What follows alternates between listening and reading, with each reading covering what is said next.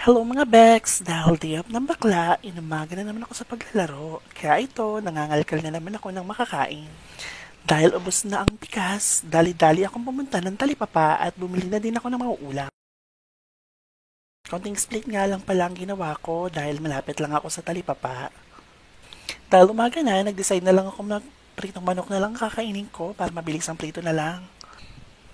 Ito nga pala yung mga nabili ko. Pinahati ko na din pala yung manok para madali lagyan ng breading mix. Nagsaing na din ako para bongga na. Busy ko na Elsie. Ayan, pinaikot-ikot ko na rin pala yung manok sa breading mix. Kesa ako naman paikot-ikotin nila. Charot. Sinalang ko na rin pala yung kawali. Kumikubit-kubit pa nga yung tubig ko. Kaya inintay ko munang uminit bago ko ilagay yung mantika. Hindi ko mawaring ginawa ko dyan. Tinataktak ko yung mantika napakatagal. Kaya binuhus ko na lang talaga siya. Nung mainit na yung mantika, nilagay ko na rin yung manok. Hintayin nyo lang mag golden brown both sides at maluto. Nung time na yan, gutom na ang bakla. Pa-diet-diet pa ko nung nakaraan, emrot lang pala. At ayan, luto na. O siya, susubo na ako. Bye!